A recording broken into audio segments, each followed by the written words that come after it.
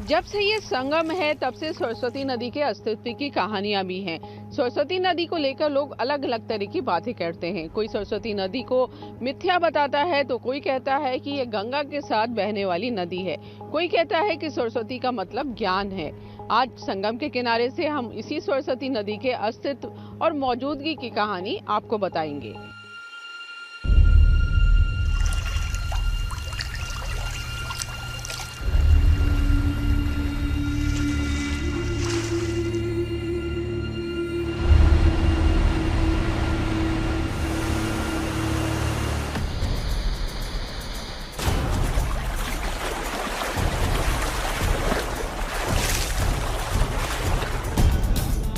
संगम के जिस पवित्र जल से प्रधानमंत्री मोदी ने आचमन किया, जिस पवित्र तट पर यूपी के सीएम ने पूजा की और जिस पवित्र भूमि पर साधु संत भी आत्मा की शुद्धि के लिए आते हैं, उसी संगम का एक रहस्य सालों से कायम है।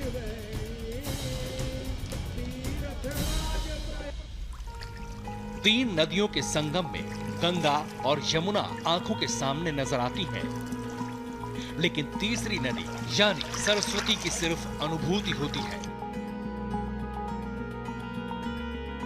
आस्था कायम है कि प्रयागराज तीन पवित्र नदियों का संगम स्थल है, लेकिन सरस्वती के अस्तित्व पर बहस जमाने से चली आ रही है। जय गंगा मैया, जय यमुना मैया, जय सरस्वती मैया। जिस सरस्वती नदी के जयकारे खुद प्रधानमंत्री नरेंद्र मोदी ने प्रयागराज के मंच से लगाए, हम सबका सादर नमन आदरणीय प्रधानमंत्री जी को। उस सरस्वती का रहस्य सुलझता क्यों नहीं? नदी है भी या सरस्वती सिर्फ एक मिथक है? सरस्वती नदी है तो कहां गुम हो गई? संगम तक वो कैसे पहुंचती थी? सबसे सनसनीखेज रहस्यों को सुलझाने वाले प्रमाण आज आपको टीवी पर साक्षात दिखेंगे।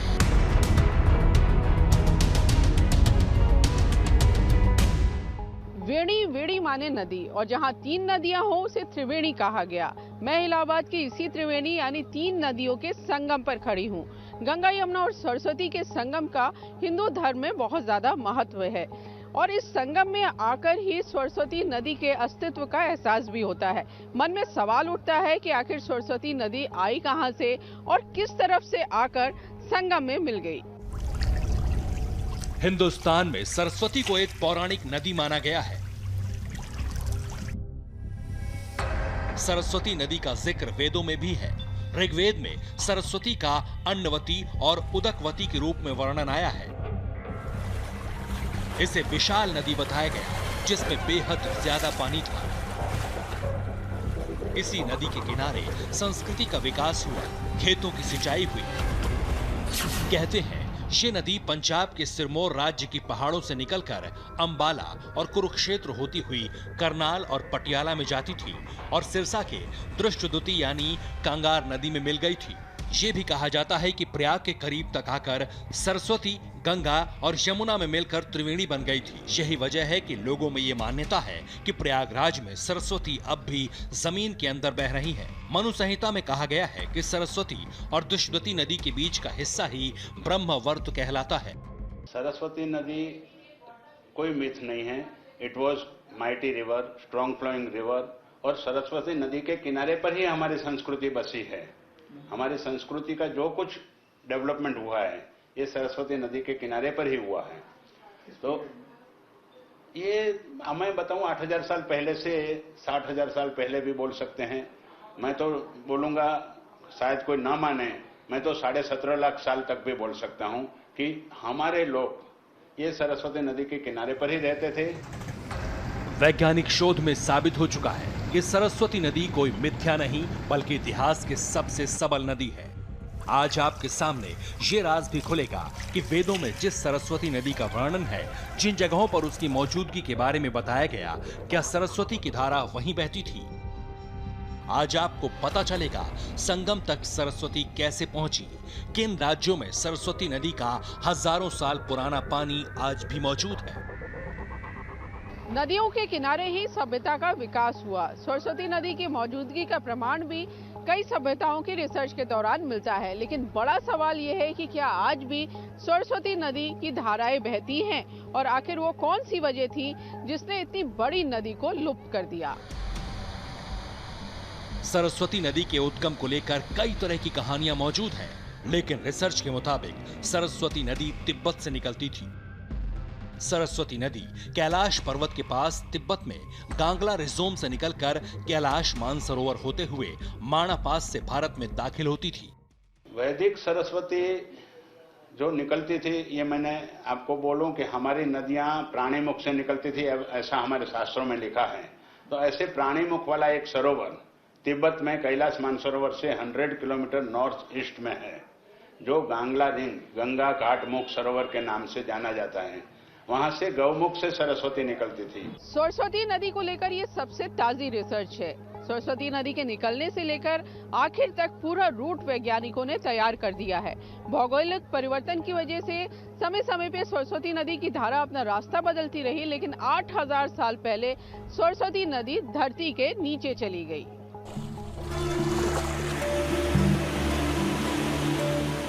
तिब्बत से निकलने वाली सरस्वती नदी हिंदुस्तान के कई राज्यों से होते हुए समंदर तक जाती थी। रिसर्च के दौरान सरस्वती नदी के पूरे रूट को तलाशा गया और फिर सबूत खंगाले गए।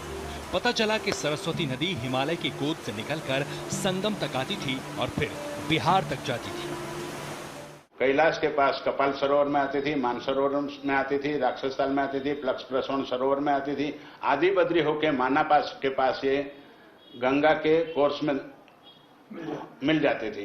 और आज का जो गंगा का कोर्स है उसमें ये इलाहाबाद तक आती थी और इलाहाबाद से छपरा तक जाके सोन के प्रवाह में बहती थी और सोन के प्रवाह के बाद नर्मदा के प्रवाह में बहकर ये सौराष्ट्र में पादर के प्रवाह में बहती थी और सोमनाथ के पास सरोवर त्रिवेणी संगम के पास समुद्र को मिलती थी।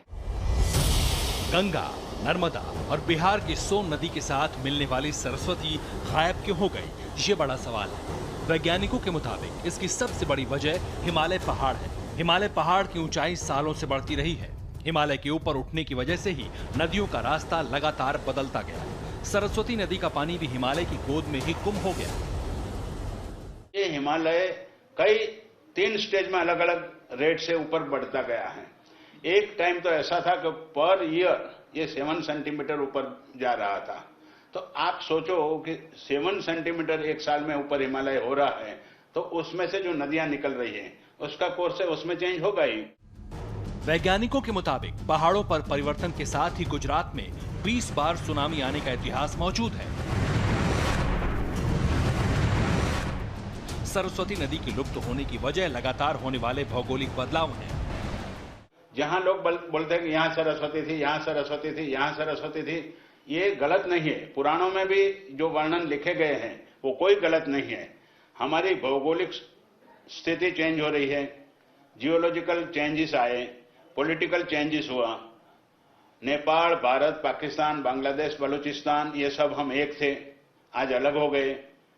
तो हम जो जिसको रिसर्च करना है, न हिमालय में तिब्बत में जा सकता है, न यहाँ कच्छ के रण में जाना है तो उसको परमिशन नहीं मिल रही है। सरस्वती नदी का प्रमाण आज भी कई जगहों पर मौजूद है। रिसर्च में पता चला कि सरस्वती नदी राजस्थान से गुजरती थी। इसरो के वैज्ञानिकों के मुताबिक थार के रेगिस्तान में पानी का कोई स्रोत नहीं है, लेकिन कुछ जगहों पर ताजे पानी के स्रोत मिले हैं। जैसलमेर जिले में जहां बहुत कम बारिश होती है, वहां 50-60 मीटर पर पानी मौजूद है। इस इलाके में कुएं साल भर नहीं सूखते। इस पानी के नमूनों में ट्राइटियम की मात्रा 0 है और रेडियो कार्बन डेटा इस बात का संकेत देता है यहाँ हजारों साल पुराना पानी मौजूद है। इसे सरस्वती का पानी माना जाता है। अब दूसरी तस्वीर देखिए। कच्छ के भचाऊ के पास अकल माता मंदिर में ये 2 कुएं हैं। पानी का लेवल एक में 3 फीट, दूसरे में 9 फीट है।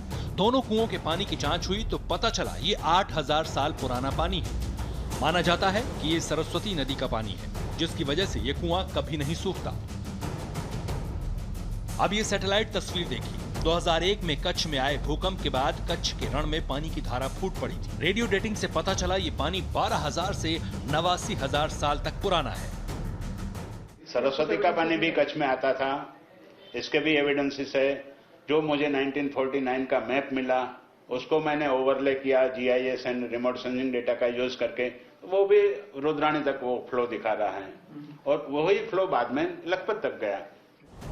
इन तस्वीरों से पता चलता है कि सरस्वती नदी का पानी आज भी जमीन के नीचे कई जगहों पर है। गल्फ ऑफ कैम्बे कभी नहीं था पहले, ऐसे ही गल्फ ऑफ कच्छ नहीं था, और इसके पुराण हमारे पास साइंटिफिक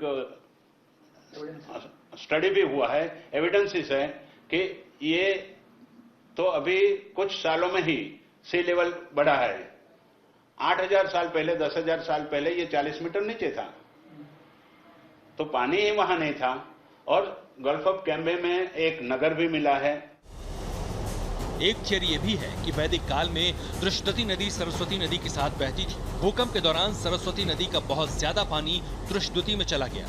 उसी दृष्टति नदी को अब यमुना नदी माना जाता है, सिर्फ इसलिए प्रयाग में 3 नदियों का संगम माना गया है। ऋग्वेद में सरस्वती नदी को यमुना के पूर्व और सतलुज के पश्चिम में बहती हुई बताया गया है।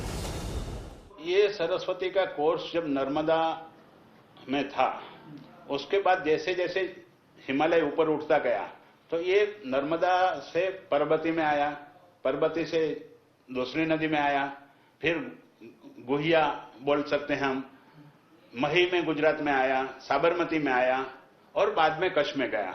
तो जैसे जैसे हिमालय ऊपर उठता रहा है, ये कोर्स वेस्टवर्ड नॉर्थवर्ड चेंज होता रहा है। ताजा रिसर्च के मुताबिक सरस्वती का पानी यूपी के बिजनौर से होता हुआ प्रयागराज तक जाता था, इसलिए उसे 3 नदियों का संगम कहा गया। माना जाता है कि पृथ्वी के भीतरी हिस्से में बड़े बदलाव की वजह से ही सरस्वती नदी जमीन के भीतर चली गई। लेकिन इस बात के ठोस प्रमाण सामने आ चुके हैं कि सरस्वती नदी मिथ्या नहीं बल्कि हकीकत है। सरस्वती नदी लुप्त हो चुकी है, लेकिन उसका पानी कई जगहों पर जमीन की सतह से काफी करीब है।